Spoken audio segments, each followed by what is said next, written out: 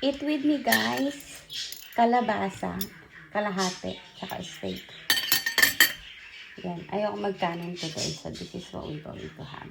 Tapos lagyan natin ng yan prawn. Let's eat. And then a latte. Eat with me. Oh, somebody's. Oh my God, you cooked that quick.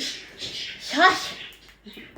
Enjoy, mate. Thank you. Check on our daughter. She's fine. I just came out. Eat with me, guys. Gusto ko may chili. Normally Tabasco. But this time, I want this.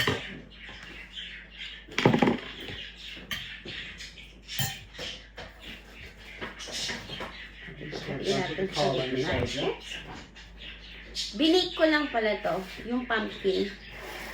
I just baked. Hi guys, enjoy, my love. Thank you. I will enjoy it more if I had thicker than this.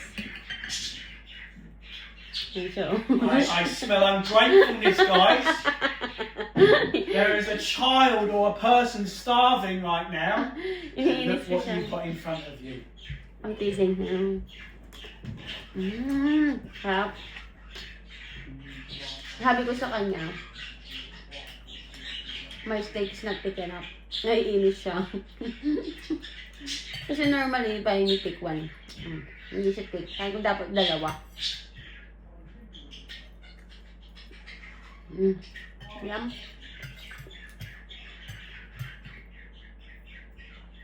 Binake ko lang yung kalabasa.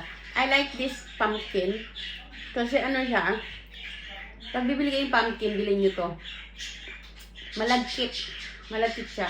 You can buy in Marks Spencer. Basta ganito yung balat niya, guys. In UK, malagkit siya. Parang sa Pilipinas.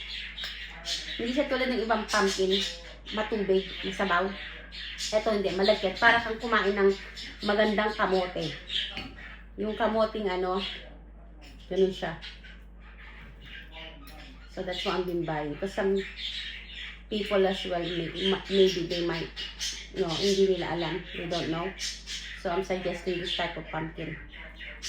Yep.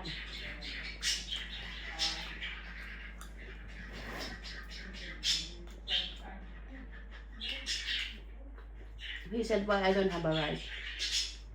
Sa kanya kasi, isang buo yung binili ng pumpkin. I told him, I'm just gonna have pumpkin instead than rice. I would rather than rice.